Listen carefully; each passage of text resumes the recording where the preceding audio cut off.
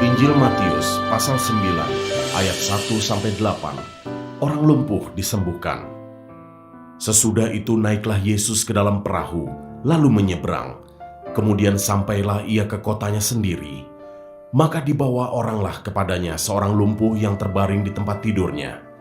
Ketika Yesus melihat iman mereka, berkatalah ia kepada orang lumpuh itu, "Percayalah, hai anakku, dosamu sudah diampuni." Maka berkatalah beberapa orang ahli Taurat dalam hatinya, "Ia menghujat Allah." Tetapi Yesus mengetahui pikiran mereka, lalu berkata, "Mengapa kamu memikirkan hal-hal yang jahat di dalam hatimu? Manakah lebih mudah mengatakan, 'Dosamu sudah diampuni,' atau mengatakan, 'Bangunlah dan berjalanlah'? Tetapi supaya kamu tahu bahwa di dunia ini Anak Manusia berkuasa mengampuni dosa." Lalu berkatalah ia kepada orang lumpuh itu, "Bangunlah, angkatlah tempat tidurmu, dan pulanglah ke rumahmu." Dan orang itu pun bangun lalu pulang. Maka orang banyak yang melihat hal itu takut lalu memuliakan Allah yang telah memberikan kuasa sedemikian itu kepada manusia.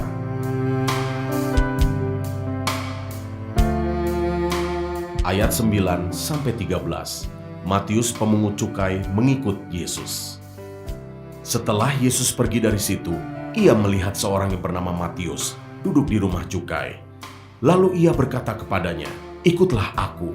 Maka berdirilah Matius, lalu mengikut dia. Kemudian ketika Yesus makan di rumah Matius, datanglah banyak pemungut cukai dan orang berdosa dan makan bersama-sama dengan dia dan murid-muridnya. Pada waktu orang Farisi melihat hal itu, berkatalah mereka kepada murid-murid Yesus, "Mengapa gurumu makan bersama-sama dengan pemungut cukai dan orang berdosa?" Yesus mendengarnya dan berkata, "Bukan orang sehat yang memerlukan tabib, tetapi orang sakit. Jadi pergilah dan pelajarilah arti firman ini. Yang ku kehendaki ialah belas kasihan dan bukan persembahan, karena aku datang bukan untuk memanggil orang benar, melainkan orang berdosa."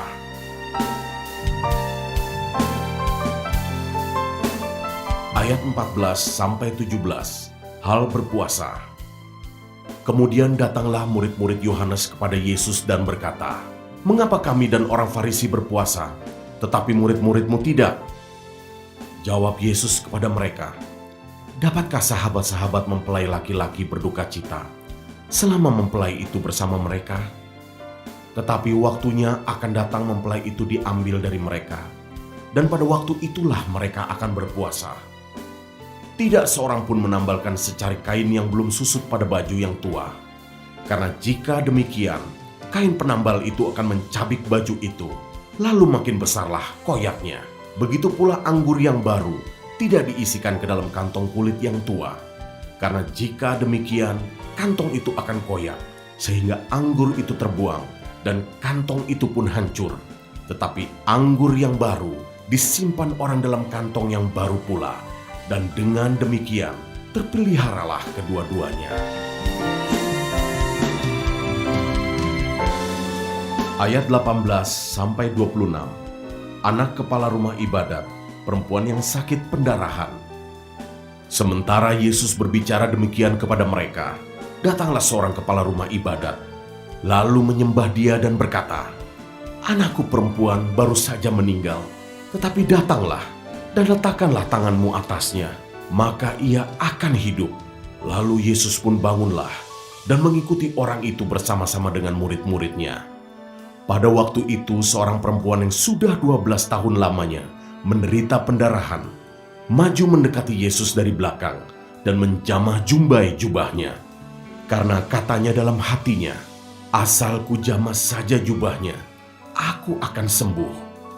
Tetapi Yesus berpaling dan memandang dia serta berkata, "Teguhkanlah hatimu, hai anakku, imanmu telah menyelamatkan engkau." Maka sejak saat itu sembuhlah perempuan itu.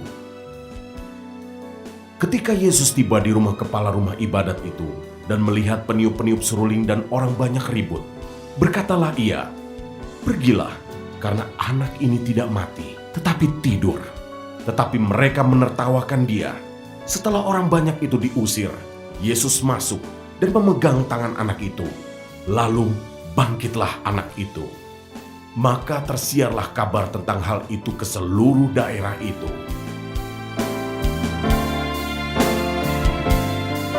Ayat 27-31, Yesus menyembuhkan mata 2 orang buta.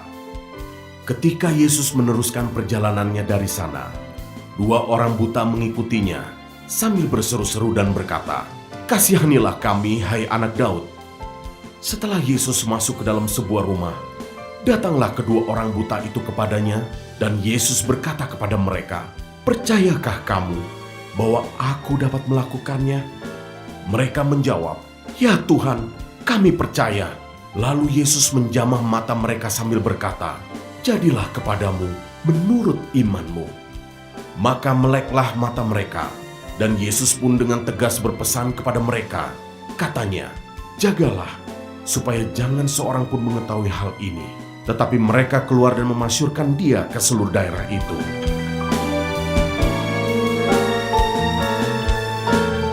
Ayat 32-34, seorang bisu disembuhkan. Sedang kedua orang buta itu keluar, dibawalah kepada Yesus seorang bisu yang kerasukan setan. Dan setelah setan itu diusir, dapatlah orang bisu itu berkata-kata. Maka heranlah orang banyak. Katanya, yang demikian belum pernah dilihat orang di Israel. Tetapi orang Farisi berkata, dengan kuasa penghulu setan, ia mengusir setan.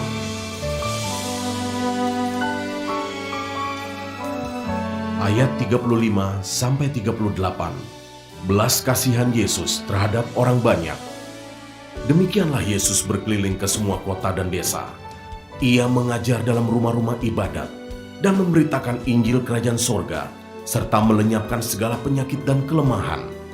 Melihat orang banyak itu, tergeraklah hati Yesus oleh belas kasihan kepada mereka, karena mereka lelah dan terlantar, seperti domba yang tidak bergembala. Maka katanya kepada murid-muridnya, "Tuaian memang banyak, tetapi pekerja sedikit. Karena itu mintalah kepada Tuan yang empunya tuaian, supaya ia mengirimkan pekerja-pekerja untuk tuaian itu."